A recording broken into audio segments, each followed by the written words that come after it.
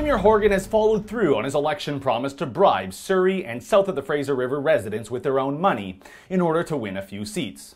By eliminating tolls on two recently constructed bridges in what I can only describe as a hard break from the NDP's environmentalist wing, and what was clearly an easy vote winner.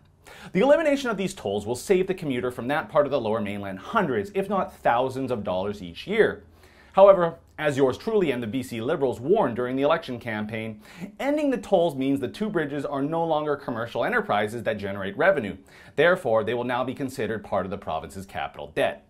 And that is going to jeopardize this province's now 12-year running AAA credit rating, the only province to currently hold that top grade across the country. Don't take it from me, though. I'm not making this up as some sort of partisan talking point. Moody's Investor Service, a highly respected global credit rating agency, called the decision credit negative. Moody's analyst Adam Hardy put out a statement this week, as reported by Business in Vancouver. Quote, "The government's plan, as an isolated action, is credit negative, as it will increase taxpayer-supported debt and remove a dedicated line of revenue for debt repayment." Unquote. The two bridges still have an unpaid debt of a combined $4.7 billion, which all British Columbians are now responsible to repay. Moody's also mentioned that they expect this NDP government to come up with additional moves to provide new revenues. Well, the cat is out of the bag, as they say, because they absolutely will come up with new moves to provide new revenues. It's the NDP, after all.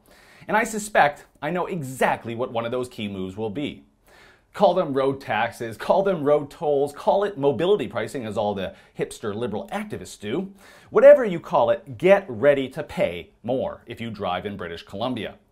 During his press conference, when Premier Horgan proudly stood in front of the podium declaring a toll-free BC, he ducked a question from a reporter about road pricing being another form of tolls.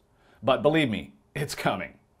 The Vancouver Sun asked BC Transportation Minister Claire Trevena about this topic of road pricing versus tolls. In what is another dumbfounding and frankly insulting response, she told Postmedia News, quote, "What the mayors are looking at is mobility pricing, which is not tolling. It's looking at how people move." Unquote.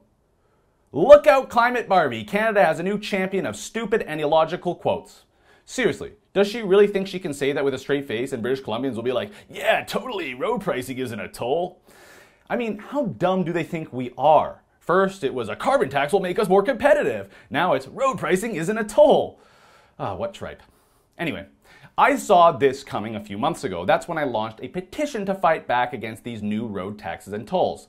So if you're against this like you should be, if you're a driver especially, head to noroadtaxes.ca and let's send a message to Gregor Robertson, the Mayor's Council, Claire Trevena, and Premier Horgan that when you stand there and proclaim a toll-free BC, then open your arms to road taxes, you're a hypocrite and punishing drivers.